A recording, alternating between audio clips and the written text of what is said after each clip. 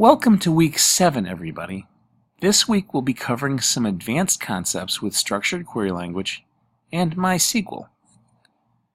We'll be covering chapter 7 in the text, and let's begin. So just as a reminder, we have primary keys and foreign keys, which are a fundamental concept of this course. A primary key is a field of a table specifically designated to provide a unique identifier for a specific row of the table. In the last 3 weeks, we've been creating many tables that were just one table with a primary key, and it was auto-increment, and its index was primary key. This means that each record that gets inserted has a unique number. When a new record is inserted, that number is incremented. So let's say we had 100 records in our database, and we were to delete record 100, which had an ID of 100. When the next record were inserted, that record would be 101, and not 100, the field or the row that was deleted. So primary keys are fundamentally important to what we're learning, but we should also understand foreign keys. A foreign key is a field of a table whose value matches the primary key of another table. From foreign keys, we see relationships between one table and another. So in the previous week's homework, you were asked to normalize a table. We often can normalize a table by borrowing a key and separating content that is not related to the original reference. So if we had a table of clients who were seeking skills, freelance skills to hire us, the skills and the clients would be separated. Our clients table would have a borrowed ID. That is the ID of the primary key.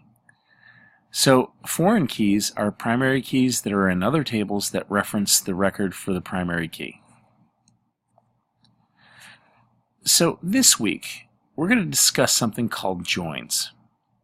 A join is a way of calling a database and merging two tables together, tables that have related information to each other. By selecting a subset of rows from the join that we use that matches some criteria, we can get the data we need. And this is the core of relational databasing. It's what we do. So let's take an example. Let's say we have loan numbers.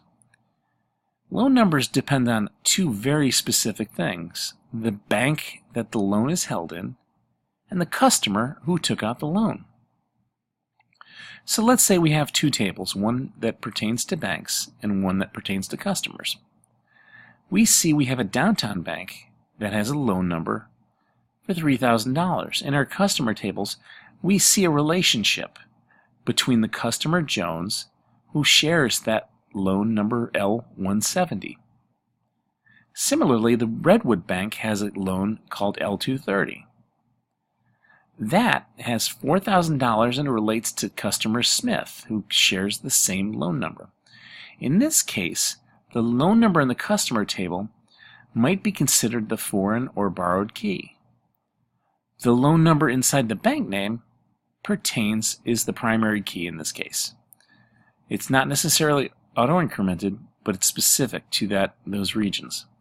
Now we see some issues with normalization here from last week's lesson.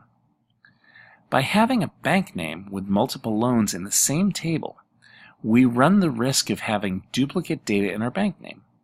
Think about it. The way this is set up, the downtown bank will be listed for every loan number that it has. So if it had 1,000 loans, we'd have 1,000 references to the downtown bank. That's definitely redundant data and needs to be normalized. But right now, I'm just showing you the difference between inner joins and left and right joins. So let's take a look. You don't even know how to write a join yet. We'll be doing that this week. However, what an inner join does is it merges all the variables from both tables together. When we write an inner join of two tables, we're only going to get the records that have references in both tables. So if you look, Perry Ridge, loan L260 $1,700, has no data in the customer table. When we interjoin these two tables with a query, we will get all the records from both banks that have records in the customer table. If there are any null sets in either the left or right table, it is ignored. So let's talk about the left join. In the left join, we have Perry Ridge in our left table, the bank table. And in the right table, we have a null set. And that's because there is no customer that relates to Perry Ridge. You can choose any of these, but you need to know the types of data that they select. The right outer join has everybody from the right table represented except for Hayes's bank. So if we look at the right join, we would receive Downtown Bank and loan number, amount, and customer name. Now notice the difference between the right join and the inner join. Notice how the loan number is not repeated. So when you have values in both tables, sometimes a right join is more efficient. But we choose our join based on what we need. So the left table is the one that feeds the data. That's the one with the primary key. And the right one is the borrowed key at the top. This is going to be very confusing. We need to write several of these in order to get practice at this. So let's jump in and take a very simple table. I don't have any key here. All I have is a table that holds 3 people and their ages. So the implied relation of row Mark is that Mark is 40 years old because it is the same row in the table. So Matthew is 11 and Brian is 38. Well, let's move forward. What if we had a table of students and pictures? This is an example of a third normal form. And when we see this, we see a picture ID, which is the primary key of the pictures table. So if we look at the top left table here, we see picture P1 relates to class1.jpg. Now we have our tables of students to the right. We have their student IDs and their names. So there is no relationship between the pictures and the students unless we create a holder table. If you recall, this was a possible solution for our homework last week. A holder table that would have borrowed IDs from both tables that related to each other. This again is the third normal form, and because picture 1 relates to student 1, and picture 1 relates to student 2, and picture 2 relates to student 3, we can figure out who's in each picture. So if I wanted to see who's in picture 1, I would know the picture is class1.jpg, and I know that Katie and Brittany, who are students 1 and 2, are both in that picture. For class 2, that's picture P2, so we know that Carrie, who is student 3, is in class2.jpg. We know that because of the relationship in the holder table. Now one last point of information here is that holder table, the picture ID and the student ID, neither of those are primary keys. They are both foreign keys that are pulled from the two tables that relate to each other, forming a relationship. So how do we use complex tables? Well, we just did this in the last slide, but if we ask ourselves what picture is Brittany in, we have to look at Brittany as being S2. So if we look at student ID S2, we know she's in picture ID 1, P1, and that is class1.jpg. So here's another use. Let's say we just wanted to see everybody who was in class1.jpg.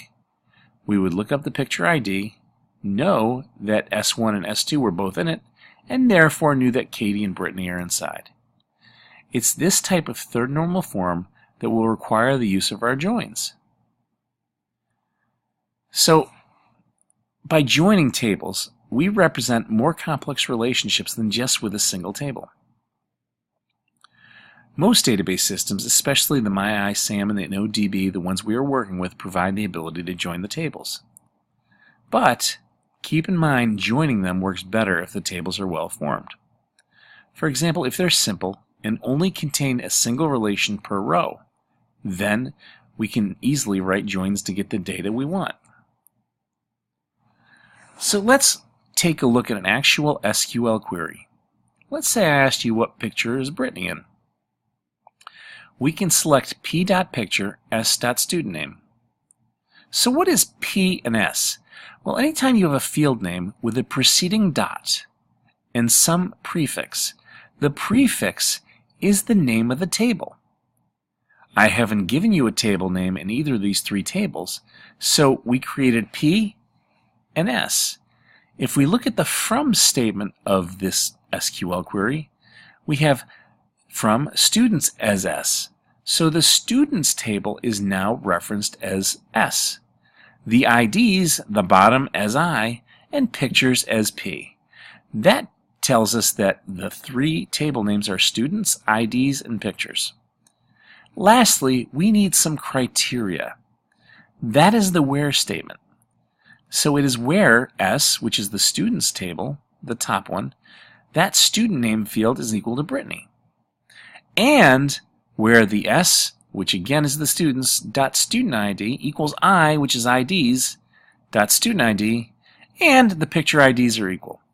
So with these three criterion, we would get the fact that Brittany, who is in S2, which is in P1, which is class1.jpg, and that's your first where statement. Well, when we do our types of joins, again, the inner join is only those records from tables on both sides of a join that match the join criteria. Inner joins are definitely the most common type of joins. What most people do when they're starting out is just writing an inner join, and then if they don't get the data they want, create a right or left join. A full or outer join is those that retrieve all records from the tables on both sides of the join condition, regardless of whether the joins match the join criteria. This is rarely used. For the bulk of our work in this course, we'll be doing mostly inner joins when we have third normal form tables. So, let's take a look at our bank database again. Let's say we have these loans. We have loan numbers, branch names, and amounts.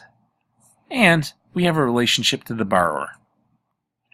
Remember, the borrow information is missing for L260, the Perry Ridge Bank, and loan information is missing for customer Hayes with L155.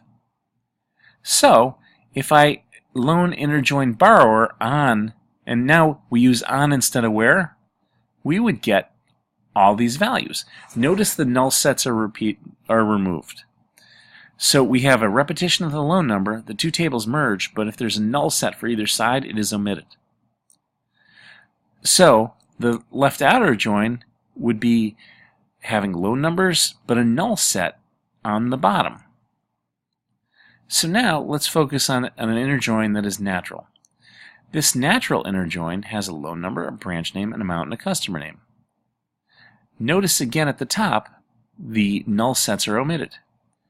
But if we do a right outer join, we have a loan number, a branch name, an amount, and a customer name. So now we get the fact that the loan number 155 and Hayes has null sets in the middle. So let's talk about the outer join with the borrower using a loan number. So in this case, we have an outer join that has a null set, again because Hayes of loan number L155 has no bank. We can use this type of logic to find flaws with our database and to find if there are null sets or missing data. Again, most of the time you'll have inner joins to get the data that doesn't have null sets, but we can use this to troubleshoot. So if we wanted to find all the customers who either have an account or a loan, but not both at the bank, what we could do is select the customer name from the depositor, which could be the loan table, with a natural full outer join borrower where the account number is null or the loan number is null. Let's go back to that. We can actually use a where statement where something is null. And we can find the customers who have an account or a loan, but not both at the bank. And what we want is to have both. So joins are going to be a way where we can get what we want, when we want it, how we want it. It's a nice advanced statement. If you remember our employees' homework where we're writing basic queries with a where statement, this takes it up a notch, but it'll make your game much more effective and it'll keep your database very clean. So now I'd like to talk about a select in statement. This is only if you want to copy a few fields. You can do them by listing them after the select statement. So let's say I select customer name into borrower backup from borrower. So what I can do is copy some fields into another table. I can also add a where clause to this. So the following example would create a borrower backup table with one column, a customer name, by extracting those with account number equal to one number from the accounts table. So this would be select customer name into borrower backup from borrower where loan number equals 1120. In this way, we can back up our tables with the data that we want specifically. Another point is that selecting data from more than one table is also possible. The following example would create a new table called borrower receive backup that contains data from two tables, borrower and loan. So now I'm selecting customer name amount, two fields, into the backup table from the borrower table, interjoined on the loan where the borrower loan number equals the loan number. So the last concept I'd like to talk about is schemas. When we create several tables with the appropriate primary keys, foreign keys, we can model the data needs of our application. So this week we'll be talking a little bit about entity relationship diagrams, and what you're looking at is a schema based on the columns and how they relate to each other. I borrowed this from SQL Zoo, which is a really nice website where you can check out other databases that get created. But if you look at line items, stock items, and orders and customers, these are all things from an e-commerce website. So I have column names, the data type, and whether something is a primary key or a foreign key. And now you can see how things are related to other tables. We're to the point now where we're getting into database modeling, and we need to think about most web applications. Database is especially suited for representing the relationship between our entities when the number of rows in our schema are very large compared to the number of schemas. So here we see several foreign keys, and you see that like a PO number up top is both a primary key and a foreign key. It relates to orders, whereas a customer number below relates to customers. And you see the customers are pointing to the orders table and they relate. So stock numbers are related to stock items. And this is the last slide in this deck.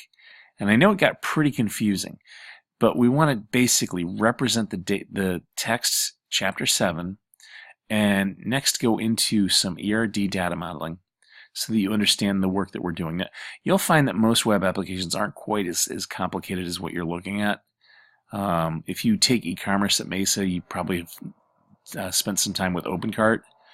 This is an example of OpenCart and how it handles its inventory with products and orders and customers. They all relate, but what's important is to understand where the foreign keys are and where the primary keys are. So I expect some questions from this. Feel free to contact me with any help you need.